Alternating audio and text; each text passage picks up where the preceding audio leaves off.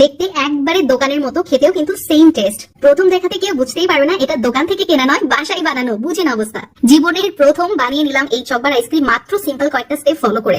আপনারাও আমার মতো চাইলে বাসায় বানিয়ে নিতে পারেন সবচেয়ে সহজ চকবার আইসক্রিম রেসিপি। দেখতে পাচ্ছেন আমারটা কতটা পারফেক্ট হয়েছে আলহামদুলিল্লাহ। আপনাদেরটাও হবে, জাস্ট এই সিম্পল রেসিপিটা ফলো করতে হবে, দ্যাটস ইট। তো চলেন এই ইজি পেজি রেসিপিটা ঝটপট আপনাদের সঙ্গে শেয়ার করছি। তো প্রথমেই কড়াইয়ের মধ্যে আমি 2 কাপ পরিমাণ তরল দুধ নিয়ে নিলাম, আর এই দুধটা আমার আগে থেকেই জাল করা ছিল। তার সাথে দিয়ে দিলাম 1/3 কাপ চিনি, আর চিনিটা আপনাদের পছন্দ মতো নিয়ে নিতে পারেন। তার সাথে দিয়ে দিলাম কর্নফ্লাওয়ার। এখানে আছে 2 টেবিল চামচ কর্নফ্লাওয়ার আমি দিয়ে দিলাম। তার সাথে আরো আমি ব্যবহার করছি গুঁড়া দুধ। আমি এখানে প্রায় 3 টেবিল চামচ গুঁড়া দুধ ব্যবহার করেছি। আর গুঁড়া দুধ ব্যবহার করলে আইসক্রিমটা বেশ রিচ হয় আর ক্রিমি হয়, তো খেতে মজা লাগে। আপনারা চাইলে ইউজ করতে পারেন। চুলার জালটা অন করে দিয়েছি। সবকিছু মিক্স করার পরে দেখতে পাচ্ছেন আমার মিশ্রণে খুব সুন্দরভাবে বলক চলে আসছে। এই মিশ্রণটা আমি বেশি সময় ধরে জাল করবো না, এই ধরেন 2 থেকে 3 মিনিট জাল করেছি। তারপরে ব্যবহার করছি ভ্যানিলা এসেন্স, আর এটা ব্যবহার করলে যেটা হবে একদম দোকানের মতো কেনা সেই আইসক্রিমের ফ্লেভারটা পাওয়া যাবে। তো চুলাটা অফ করে দিয়েছি আর এই মিশ্রণটা ঠান্ডা করে নিয়েছি। এখন এই ঠান্ডা দুধের মিশ্রণটা আমি একটা জাগের মধ্যে ঢেলে ফেলছি আর এটা সাইডে রাখছি।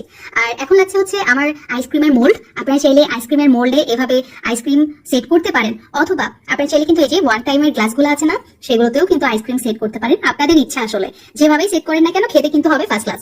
তো দেখতে পাচ্ছেন আমি আইসক্রিমের মোল্ডেও মিশ্রণটা ঢেলে দিয়েছি আর 1 টাইমের 2টা গ্লাস নিয়েছি, সেটাতেও দেখিয়ে দিলাম আপনাদেরকে। এখন ফয়েল পেপার দিয়ে উপরের অংশটা কভার করে দিচ্ছি।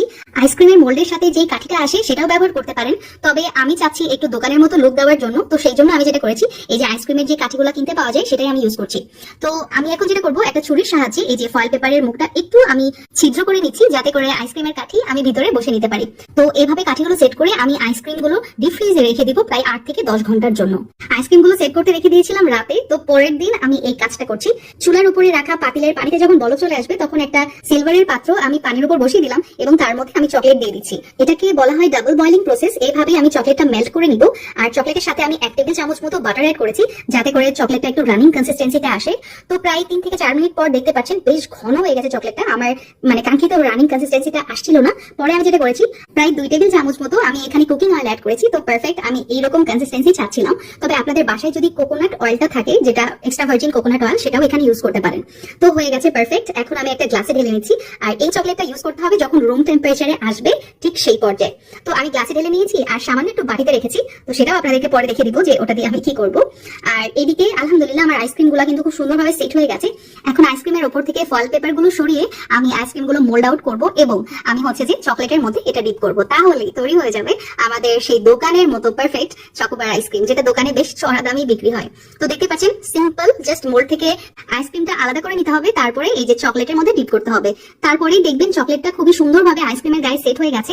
আর এটা সেট হতে মাত্র সময় লাগে 1 মিনিটের মতো, মাত্র 1 মিনিট। ঠান্ডা আইসক্রিমের সংস্পর্শে যখনই মেল্টেড চকলেটটা আসে, তখনই এভাবে শক্ত হয়ে সেট হয়ে যায়। তো হয়ে গেছে আলহামদুলিল্লাহ। দেখতেই পাচ্ছেন, কেউ দেখে বলবে যে এটা বাইরে থেকে কেনা না, বাসায় বানানো। আচ্ছা, ওই যে আমি বাটিতে চকলেটটা রেখেছিলাম না এক্সট্রা, তো সেখানে আমি সামান্য একটু ভেজে রাখা বাদাম গুঁড়া অ্যাড করে দিলাম এবং সেটা দিয়ে আমি আরেকটা আইসক্রিম কভার করে নিচ্ছি বা কোট করে নিচ্ছি। আর এটাই দোকানে যে মাচো আইসক্রিমটা কিনতে পাওয়া যায় না, চকোবার মাচো, তো সেটা আপনারা চাইলে এভাবেও বানিয়ে নিতে পারেন। আমার তো এটাই সবচেয়ে বেশি প্রিয়, আমার এটা অনেক মজা লাগে খেতে। তো যাই হোক আলহামদুলিল্লাহ আমার চকোবার আইসক্রিম বা মাচো চকোবার আইসক্রিম একবারে রেডি। এভাবে আপনারা যেটা করবেন, একটা এয়ারটাইট বক্সে চকলেটের মধ্যে আইসক্রিমটা কোট করে নেওয়ার পর রেখে দিতে পারেন ডিপ ফ্রিজে। ইনশাল্লাহ 1 মাসের মতো ভালো থাকবে। আর যখন খাইতে মন চাবে, ঠান্ডা ঠান্ডা কিছু ঝটপট ফ্রিজ থেকে বের করে ফ্যামিলি মেম্বারসদের সাথে এনজয় করতে পারেন। তো আজকের আমার রেসিপি কেমন লেগেছে প্লিজ লেট মি নো। যদি ভালো লাগে give me a Thums up. ইনশাল্লাহ আবার দেখা হবে। সেই পর্যন্ত সবাই ভালো থাকবেন। আল্লাহ হাফেজ। আসসালামু আলাইকুম।